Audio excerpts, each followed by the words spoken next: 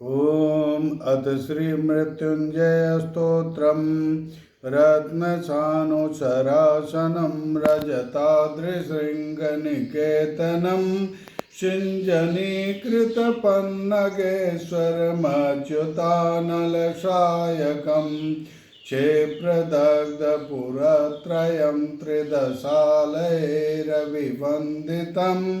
चन्द्रशेखरमाश्रये मम किं करिष्यति वै यमः पञ्चपादपपुष्पगन्धिपदाम्बुजद्वयशोभितं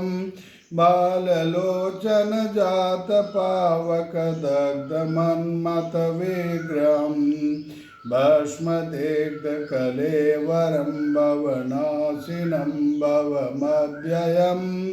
चन्द्रशेखरमाश्रये मम किं करिष्यति वै यमः मत्तवारणमुख्यचर्मकृतोत्तरीयमनोहरं पङ्कजासनपद्मलोचनपूजिताङ्घ्रिसरोर्याम्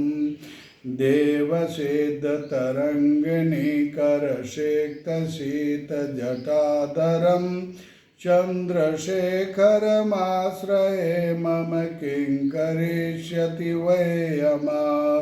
कुण्डलीकृतकुण्डलीश्वरकुण्डलं वृषवाहनं नारदादिमुनीश्वरस्तुतवैभवं भुवनेश्वरम् अन्धकान्तकमाश्रितामरपादपं शमनान्तकं चन्द्रशेखरमाश्रये मम किं करिष्यति वै यमः यक्षराजसखं भगाक्षिहरं भुजङ्गविभूषणं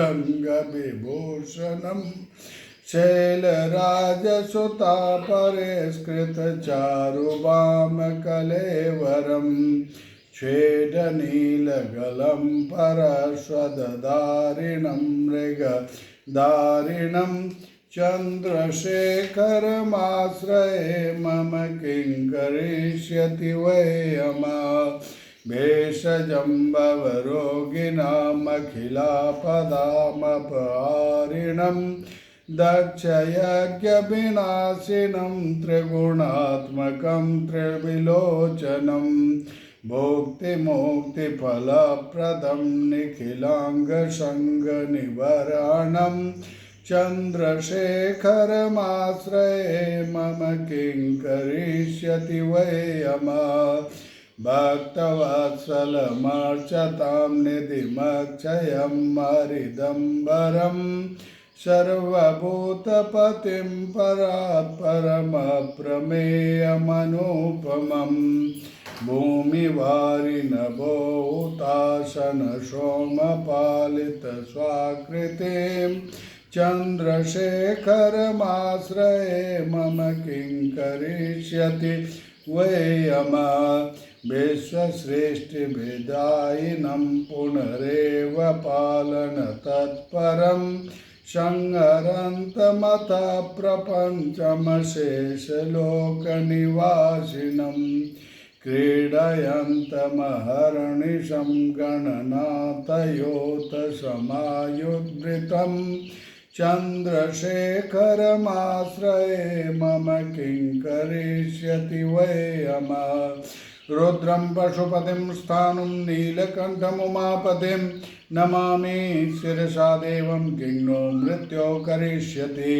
कालकण्ठं कलामूर्तिं कालाग्निं कालनाशनं नमामि शिरसा देवं किं नो मृत्युः करिष्यति नीलकण्ठं विरूपाक्षं निर्मलं निरुपद्रवं नमामि शिरसा देवं किं नो मृत्युः करिष्यति वामदेव महादेवं लोकनाथं जगद्गुरुं नमामि शिरसा देवं किं नो मृत्युः करिष्यति देव देवदेवं जगन्नाथं देवेशं वृषभध्वजं नमामि शिरसा देवं किं नो मृत्यो करिष्यति अनन्तमव्ययं शान्तम् अक्षमालाधरं परं नमामि शिरसा देवं किं नो मृत्यो करिष्यति आनन्दं परमं नित्यं कैवल्यपदकारणं नमामि शिरसा देवं किं नो मृत्यो करिष्यति स्वर्गापवर्गदातारं सृष्टिस्थित्यन्तकारिणं नमामि शिरसा देवं किं नो मृत्यो करिष्यति इति श्रीपद्मपुराणान्तर्गत उत्तरखण्डे श्रीमृत्युञ्जय स्तोत्रं सम्पूर्णम्।